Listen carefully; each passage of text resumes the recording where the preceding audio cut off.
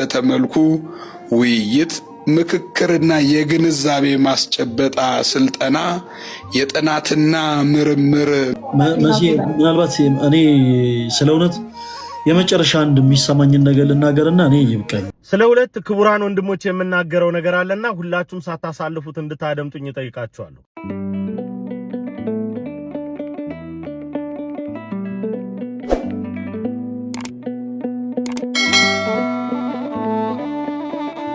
ነገሩን ወደ ዘር እየወሰዳችሁት ያላችሁት ገደል መግባት ትችላላችሁ። አሁንም ደግሜ እነግራችኋለሁ፣ በየትኛውም ቦታ ባገኛቸው እኔ ትላንትና እንደነበረ ሐሳቤ ነው። አሁንም ሐሳቤ መስቀል ከእጃቸው ላይ ቢይዙ ከሳቸው አልባረክም።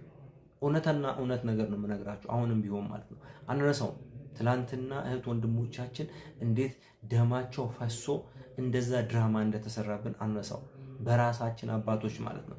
ትላንትና ለዛ ነገር ዋና ቁልፍ የነበረ ሰው ዛሬ ላይ አምጥቶ መንፈስ ቅዱስ ነውና የሾመው ብለን እንቀበል?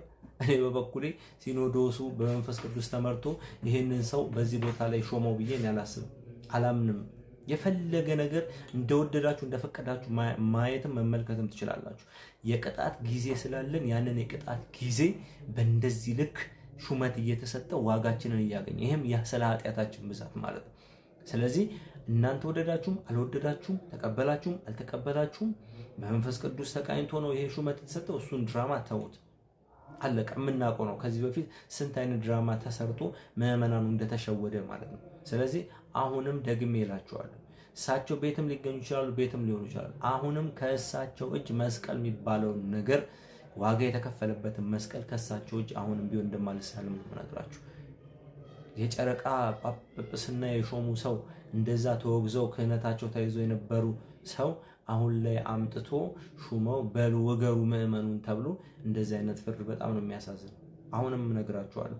ነገር ግን እሳቸው እዚህ ቦታ ላይ ተሾሙና እኔ ላይ ወይ ሌሎች ላይ የሚያመጣው የእምነት ለውጥ አለ? የለም። እሳቸው ቢጠየቁ በራሳቸው ስራ። ነገር ግን ቤተክርስቲያን ላይ የሚፈጸመው በደል እያንዳንዱ ለሚሆነው ነገር ገና አሁን ነው ሀብሎ የጀመረው። እሺ፣ ባለፈው ጳጳስና ላይ የጨረቃ ጳጳስና ያዘጋጁ ጊዜ አይደለም ቤተክርስቲያን ፈተናው የጀመረው፣ ገና አሁን ሀብሎ የጀመረው ማለት ነው። ስለዚህ በርቱ፣ ጠንክሩ፣ ስለ ቅድስት ቤተክርስቲያን ጸልዩ። ሰላማችሁ ይብዛ። እኔን የወለደች እናት ከፍ ዝቅ ተደርጋ ስትዘለፍ ነበር። አልደነቀኝም። እግዚአብሔር በሚያውቀው ለምንድን ነው ያልደነቀኝ? እንኳን እኔ የክርስቶስ ኢየሱስ እናት ድንግል ማርያም ስትዘለፍ የለም ወይ? በደኩማኑ መናፈቃን። ኦኬ፣ ይሄ የሚደንቅ ነገር አይደለም። የሆነ ሰዓት ላይ እኔ የድንግል ማርያም ክብር ሲነካ እጅግ በጣም ያበሳጨኝ ነበርና አንድ ትልቅ መምህር ያሉኝን ነገር ላስታውሳችሁ። ድንግል ማርያምን ለመዝለፍ መሞከር ማለት ቀና ብሎ ፀሐይ ላይ ምራቅን ለመጥፋት እንደመሞከር ነው። ምክንያቱ ደግሞ ለምንድን ነው አሉ? ድንግል ማርያምን በሰማይ ላይ እንደ ፀሐይ ያሰለጠናት ክርስቶስ ነው። እንደ ፀሐይ ያሰለጠናት ክርስቶስ ነው። እና የክርስቶስ እናትን ድንግል ማርያምን ለመዝለፍ መሞከር ማለት ቀና ብሎ ፀሐይ ላይ ምራቅን እንትፍ ለማለት እንደመሞከር ነው። አንድ ሰው የፀሐይ ግለት አቃጥሎኛል ብሎ ምራቁን ወደ ፀሐይ እንትፍ ቢል ምራቁ ፀሐይ ላይ ይደርሳል? አይደርስም። ምራቁ ተመልሶ ፊቱን ያቆሽዋል እንጂ በምንም ታምር ምራቁ ፀሐይ ላይ ደርሶ ፀሐይን አያቆሻትም። እናትነትም ክብር ነው ጋይስ። እሺ፣ እናትነት ክብር፣ የማንም እናትነት ክብር ነው። የግድ አሁን እኔ ፈለገ አትናቴዎስ እናት ስለሆነ አይደለም እያልኳቸው ያሉት። የተሙም እናት፣ የቢኒም እናት፣ የመምሬ ፍሬምም፣ ያንተንም እታች ያሉትም የመምር የሌሎችም እዚህ ውስጥ ያላችሁ የእህት ወንድሞች እናቶች በአጠቃላይ የእናትነት ጸጋ፣ የእናትነት ክብር አላቸው። የእናትነት ክብርን ማንም ሊያዋርደው አይችልም። በቃ ይሄ እጅግ በጣም እጹብ ድንቅ የሆነ ስጦታ ነው። በማህፀናቸው ነፍስን የሚያክል ነገር ነው ኦኬ ጸንሰው የሚወሉት። ይሄ ትልቅ ስጦታ ነው። ከአምላካቸው ከእግዚአብሔር ዘንድ የተሰጣቸው ትልቅ ስጦታ ነው። እናትን መዝለፍ በነገራችን ላይ ሊመስል ይችላል የኔን እናት ያዋረደ ወይ ደግሞ የኔን እናት ያጓዝ ወይም ደግሞ በተቃራኒው ፈለገ አትናቴዎስ እንዲበሳጭ ያደረገ ይመስላል። ሕያው እግዚአብሔር ምስክሬ ነው። በፍጹም የኔን እናት ክብሩ አይነካም። ፈለገ አትናቴዎስን በመዝለፍ ክብሩን ልትነኩ የምትፈልጉ ሰዎች ስለ እውነት ነው የምላችሁ፣ ሳልከፍላችሁ እኔን ፕሮሞት እያደረጋችሁ ነው እንጂ የምትሄዱት የፈለገ አትናቴዎስን ክብር ዝቅም ከፍም ልታረጉታል። ሰላም ሙርሲ፣ እንደምን አለ? እግዚአብሔር ይመስገን ሰላም ነው። እግዚአብሔር ይመስገን። ለሆነ ጉዳይ ፈልገኸኝ ነበር መሰለኝ። አይ ፈለጋ ገባና ያሉኝ። አይ የኛ ሰው በጣም እኮ አስቸጋሪ እኮ ነው።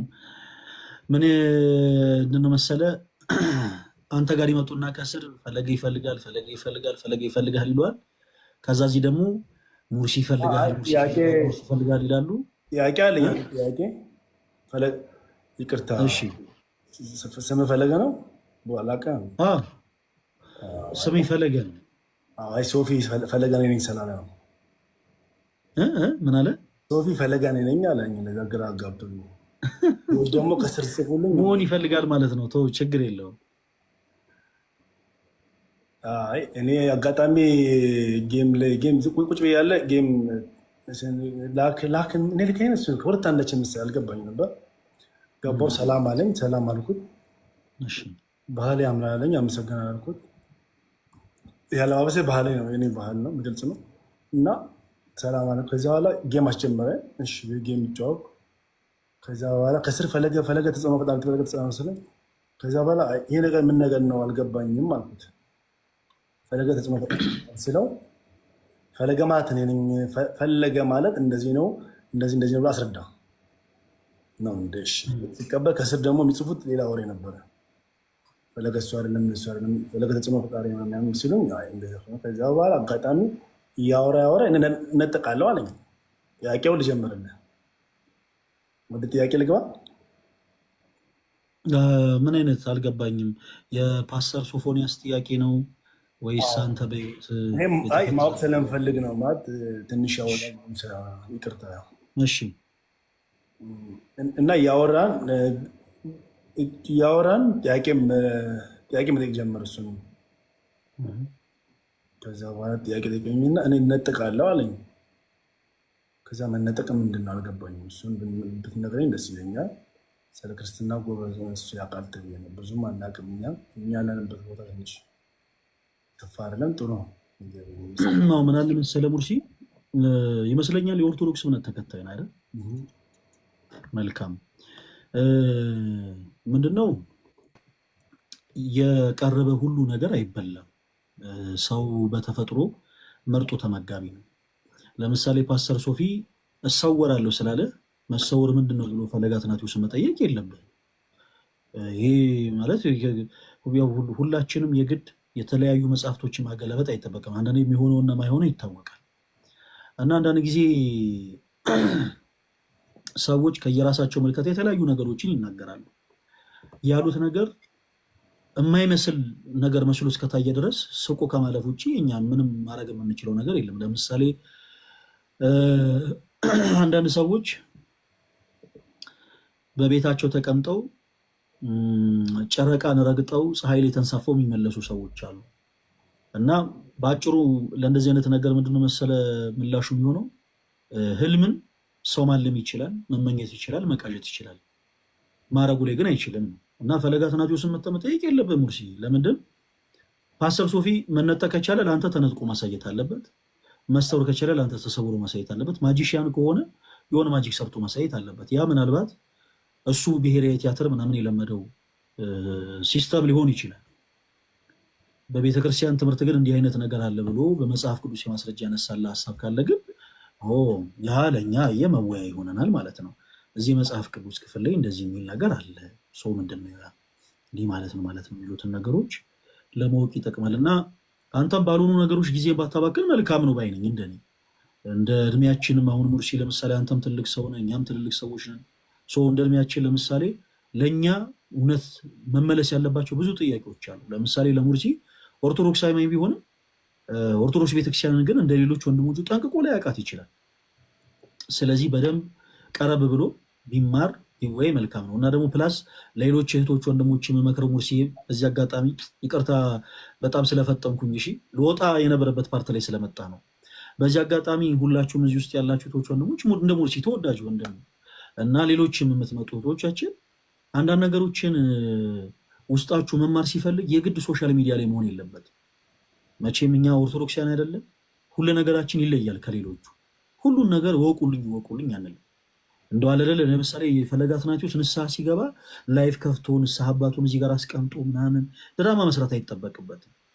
ሁላችንም ስንማር በውስጥ ብንማር በሙርሲ ተወዳጅ ወንድማችን ለአንተም የበለጠ ቤተክርስቲያን እንድታቃት አሁን የዛን ሰዓት ለምሳሌ አንድ ሰው መጥቶ ለምሳሌ አንተ ያልተረዳኸውን ነገር ግራ ሊያጋባ ሲሞክር በቻልከው አቅም ለመከላከል ሞክራል።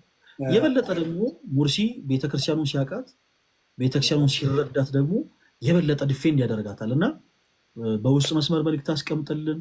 ተመስገንን ፎሎ አድርገው እኔንም ፎሎ አድርገኝ። ከዚህ በፊት ይመስለኛል እነ መዝሙር ያሬድን ማውርታቸዋል። እነሱም በጣም ጎበዝ የቤተክርስቲያን አገልጋዮች ናቸው። በደንብ አውራን። አንተ ማወቅ የምትፈልገውን የቤተክርስቲያን ትምህርት በአጠቃላይ በደንብ አድርገን እናስተምርሃለን፣ እናስረዳሃለን። እሺ ምንም እንዳታስብ። እሺ ሙርሲ እና ደግሞ እንግዲህ እግዚአብሔር ከፈቀደ እናንተ ጋር ስንመጣ ደግሞ በደንብ ጥሩ አቀባበል ታደርግልናለን። የአቡነ ፊልጶስ ሀገረ ስብከት ነው አይደለ? የእናንተ ሀገረ ስብከት አቡነ ፊልጶስ በጣም ጎበዝ ድንቅ አባት ናቸው። በረከታቸው ይደረብን። በጣም የሚገርምህ እኛ ደግሞ ቅድስት ሥላሴ ዩኒቨርሲቲ ስንማር የእኛም ዩኒቨርሲቲ ደግሞ ዋና ዲንና ፕሬዚደንት እሳቸው ናቸው እና አንድ ቀን መምጣታችን አይቀርም። ሙርሲ እንገናኛለን። በውስጥ መስመር ግን እንዳትረሳ መልእክት አስቀምጠልኝ። እሺ እሺ እኔ አባት እግዚአብሔር ያክብርልኝ። እሺ መልካም መሲ። ምናልባት እኔ ስለ እውነት የመጨረሻ አንድ የሚሰማኝን ነገር ልናገርና እኔ ይብቃኝ።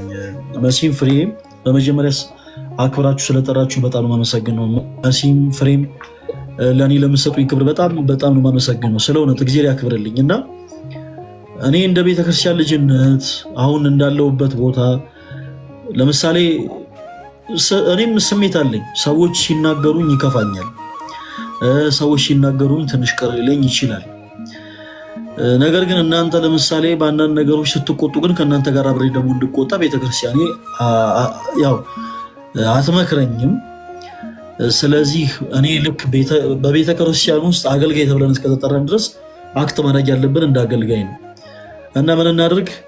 አንድ ነገር እንተማመን። ለምሳሌ መሲ በቤተክርስቲያናችን ውስጥ እኔ በጣም ታሪኳን የምወዳት አንዲት ቅድስት እናት አለች፣ ማርያም ዘነይን የምትባል።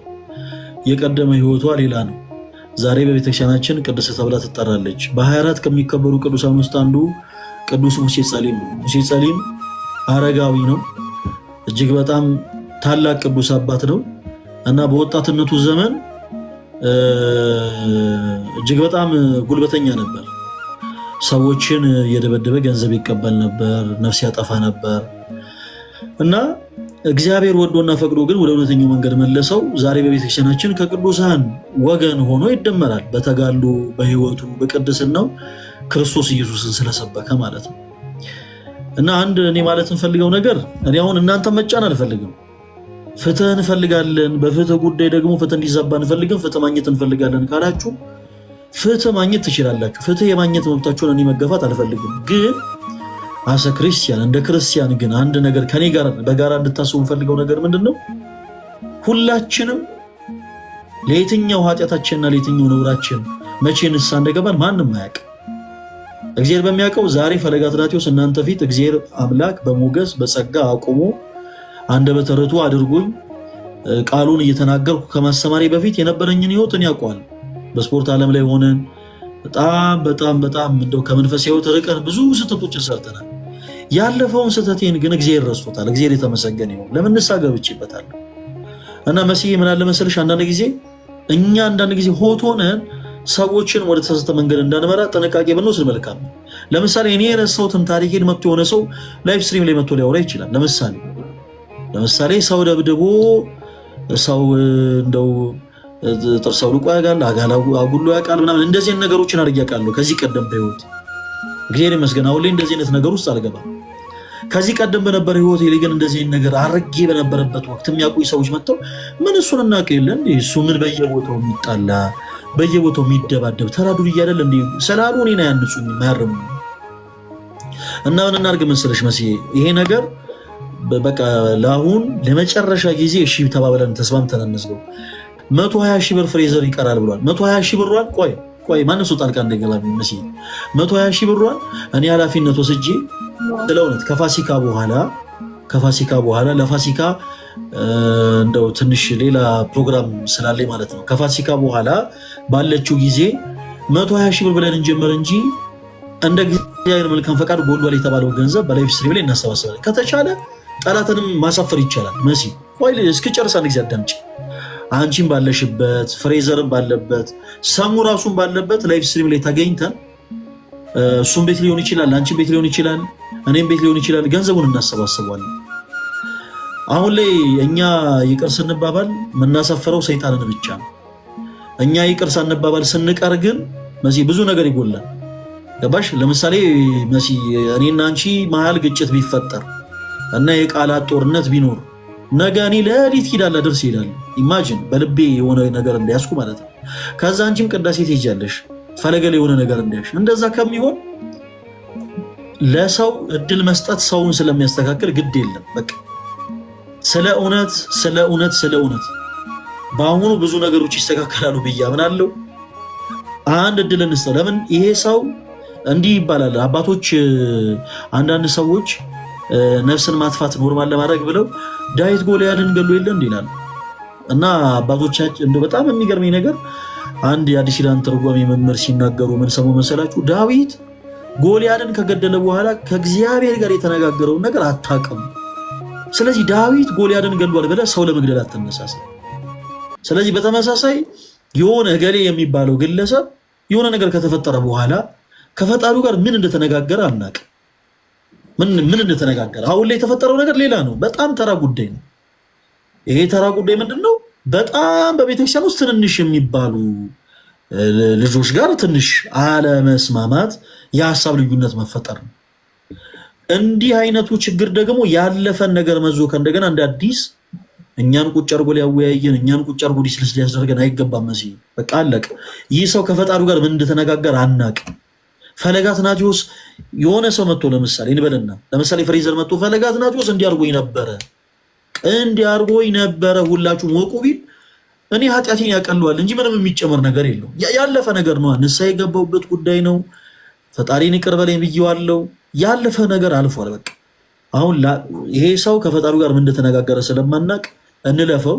ቢቻል ከቤተ ክርስቲያን ውጭ ያሉ የአማኝ የሆኑ ሰዎችም መቼም በቤተ ክርስቲያን ውስጥ ትንሽ የሆነች ድምፅ ከፍ ስትል የሆነ ድምፅ ጮክ ተብሎ ሲሰማ ሲስተጋባ ይደሰታሉ። ፕላስ ደግሞ ሰይጣንም ደግሞ በቤተ ክርስቲያን ውስጥ ያለው ህብረት እንደው መልፈስፈሱን አይቶ ይደሰታል። ስለዚህ የምናስደስተው እግዚአብሔርን ነው። እንደው የምናበሳጨው ደግሞ ሰይጣንን ነው ማለት ነው። እና ጉዳዩ በቃ ምንም ነገር አሁን እዚህ ላይ መሲዬ እንደው በክርስቶስ ልለምንሽ፣ ፍሬዘርዬም በክርስቶስ ልለምን አንድ ነገር እናደርግ። በቃ ሃርድ ቶክ የሚሆን በጣም ኃይለኛ የሆኑ ቃላቶችን መለወጥ የሚሆን በውስጥ እናደርገው። በውስጥ እንዲህ አይነት ነገር ተፈጥሮ ነበረ። በቃ ፕሊስ ከተቻለ ቲክታክ ላይ ምናልባት እኔን መጥቶ ማውራት አቅቶት ከሆነ የሆነ ችግር ተፈጥሮ ሊሆን ይችላል እንግዲህ። ስለዚህ እኔን መጥቶ ማውራት አቅቶት ከሆነ እንዲህ አይነት ነገር የተፈጠረው መሲ ፈለገ አትናቴዎስ ጋር እንዲህ አይነት ቅሬታ የተፈጠረው እንደዚህ ስለተባባልን ነው። ፍሬ እኔ እንደዚህ የተቆጣሁት እንዲህ አይነት ጉዳይ ስለተፈጠረ ነው ብሎ ለእናንተ የሚያስረዳ ጉዳዩ ቀላል ነው። ቀለል ተደርጎ ይፈታል። ከዛ ውጭ ግን እንዲህ አይነቱ ጉዳይ በጣም በቃ እኔ ባይሆን መልካም ነው። በቃ አለቅ። እኔ ድሮ በልጅነቴ እንደው ምናልባት እንደው ትንሽዬ እንደው ዳቦ ነገር ሰርቄ ነበር እንበለን። ደግሞ ሁላችንም እንደዛም ነው ያደግነው እና ትንሽዬ ዳቦ ሰርቀን አድርገን ካደግንም በኋላ ይሄ እኮ በልጅነቱ እንደዚህ አድርጎ ነበር ማለቱ አያንጸን። ሁላችንም ጋር ያለ ነው። ሁላችንም ቤት ውስጥ እንዲህ አይነቱ ነገር በር ያንኳኳል እና መሲህም ፍሬዘርም እኔ የምመክረው ነገር ያንን ነው። እናንተም እሺ ብላችሁ ሐሳቡን እንደምትቀበሉኝ ተስፋ አደርጋለሁ። ለመዘለፉ እኔ ነገሮች ቢስተካከሉ ደስ ይለኛል። ነገሮች ተስተካክለው ኦርቶዶክሳዊ ህብረት ቢኖር ኦርቶዶክሳዊ ህብረት ቢጠናከር ደስ ይለኛል። ከዛ ውጭ ግን የለም የፈለገ ይሁን አሁንም እየተዘላለፈ እንኖራለን የሚሉ አካላት ቢኖሩ እኔ ሕያው እግዚአብሔር ምስክሬ አይሞቀኝም አይበርደኝም። እማገለግለው ልክ የሚዘልፉኝ ሰዎች እርዳታ ኖሮ እንዳልሆነ አውቃለሁ። ዘለፋው፣ ትችቱ፣ ስድቡ የአገልግሎቴ ውጤት እንደሆነ አምናለሁ። ስለዚህ እኔ አይሞቀኝም አይበርደኝም። እኔ አገልግሎቴን እቀጥላለሁ። ነገር ግን ሞር ደግሞ ነገሮች በፍቅር ቢሆን መልካም ነው። በፍቅር እንዲሆን ደግሞ የተቻለኝን ያክል እጥራለሁ፣ እሞክራለሁ። ለየትኛውም አይነት እርቅ ዝግጁ ነኝ ማለት ነው። ሰዎች መጥተው ቅሬታቸውን ፈለገ አትናቴዎስ ባለፈው እንዲህ አይነት ነገር ተፈጥሮ ነበረ እና ይሄ ነገር ቅር አሰኝቶናል ማለት ይችላሉ። አዳምጣለሁ እና በተቻለ አቅም እንደዛ ቢደረግ መልካም ነው። መሲ እና ፍሬ ይሄን ነገር አድርጋችሁ ከዛ በኋላ ግን አይ ጉዳዩ የፍትህ ጉዳይ ነው፣ ፍትህ ደግሞ ያጣ አካል ደግሞ ፍትህ እንዲያገኝ እንፈልጋለን ካላችሁም ደግሞ ቀስ ብላችሁ ነገሩ በሂደት እንድታደርጉት ነው እኔም መክረው። ካልሆነ እኔም ቢቻል ግን እኔ የምፈልገው እናንተም ለጊዜው ልክ አላደለ ሌሎች ሰዎች የታገሱትን ያክል ታግሳችሁ ማን በጉዳዩ ላይ ንስሐ ይግባ ማን አይግባ ምናምን ስለማይታወቅ ያለፈው ነገር ሳይነሳ ሁሌ በተቻለ አቅም በአዲስ መንፈስ ብንጓዝ ብዬ ነው እኔ ማምነው። መሲና የጎደለውን ግን አንድ ላይ ሆነን ብናሰባስብ አንቺም ፍሬዘር እኔና ማለት ነው። እኔ ስለ ሁለት ክቡራን ወንድሞች የምናገረው ነገር አለና ሁላችሁም ሳታሳልፉት እንድታደምጡኝ እጠይቃችኋለሁ። በቅድሚያ ወንድማችን ዲያቆን ፈለገ አትናቴዎስ ላይ ሰሞኑ እዚህም እዚያም የሚቀጠፉ የግርፊያ ልምጮችን እየተመለከትን እንገኛለን። እንግዲህ ልምጭ የሚቀጥፉት ሰዎች ሁለት ባህሪ ያላቸው፣ የመጀመሪያዎቹ እረኝ ይሄን ኃጢአት አንፈጽምም ብለው የሚወረውሩ ናቸው። በጣም ጥሩ፣ ያንን ኃጢአት አትፈጽሙም። ያኛውንስ ኃጢአት አታደርጉም እናንተ። ኃጢአት ይለካካል፣ እርስ በርሱ ይወዳደራል። እንደዛ ነው የምታስቡት? በጣም የሚያስገርም ነው። ሁለተኞቹ ደግሞ እነሱ የሚያቀርቡት ምድራዊ አጀንዳ በነፈለገ ሰማያዊ አጀንዳ ስለሚሸፈን መጥፎ የቅናት ስሜትና የአጥፊነት ስሜት ይሰማቸዋል። ይሄ ነው ሁለቱ ባህሪ።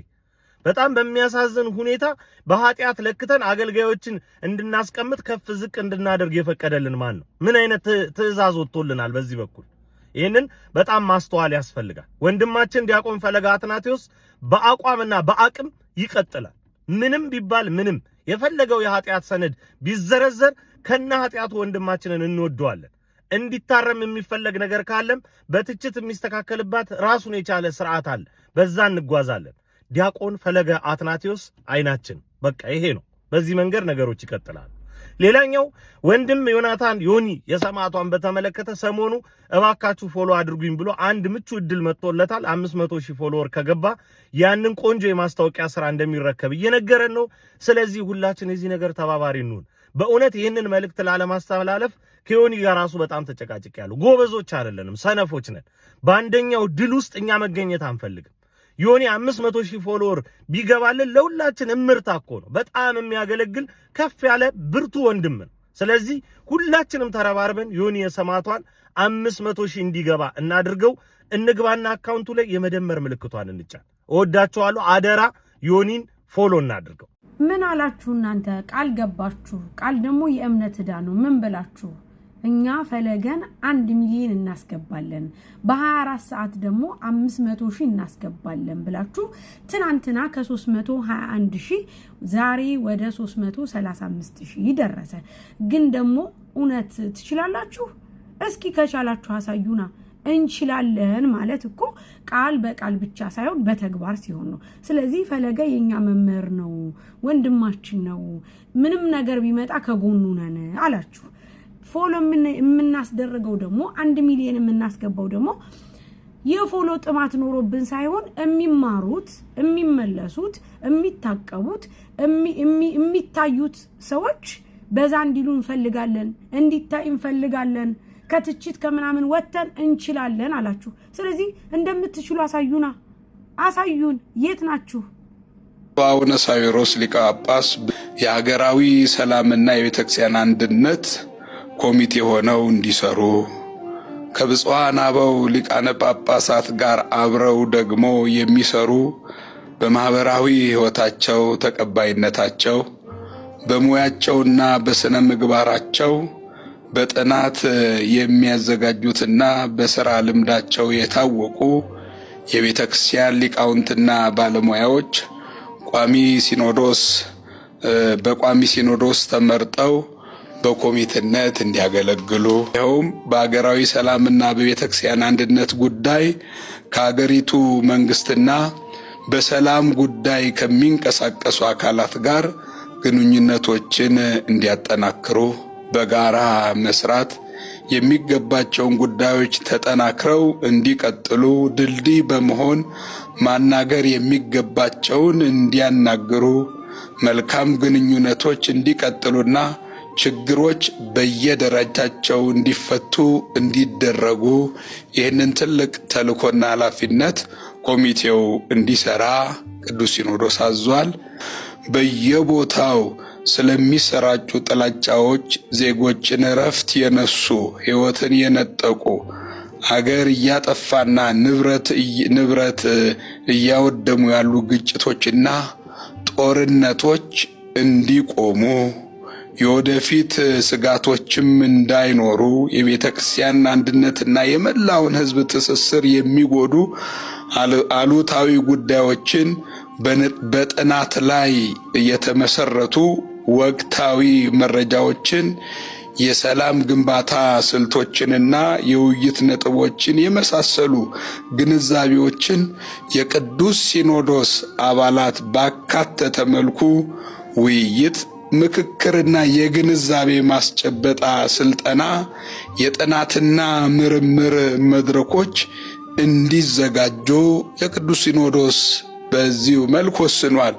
ተያይዞም ማለት ነው ኮሚቴው የሥራ አፈጻጸሙን በየ3 ወሩ ደግሞ ለቋሚ ሲኖዶስ ሪፖርት እንዲያደርግ የቅዱስ ሲኖዶስ ጽሕፈት ቤትም ይህንኑ አብይ ኮሚቴ በየጊዜው እየተከታተለ ለቅዱስ ሲኖዶስ ምልዓተ ጉባኤ ሪፖርት እንዲያደርግና ሌሎቹም ለአገራዊ ሰላምና ለቤተ ክርስቲያን አንድነት የሚጠቅሙ ነጥቦችን ማከናወንና መስራት እንደሚገባቸው በማሳሰብ ቅዱስ ሲኖዶስ ይህንን ትልቅ አደራ ለኮሚቴው ሰጥቷልና እነዚህ ነገሮች እንዲተገበሩ በስራ ላይ እንዲውሉ ቋሚ ሲኖዶስና የቅዱስ ሲኖዶስ ጽሕፈት ቤት ክትትል እንዲያደርግ ወስኗል።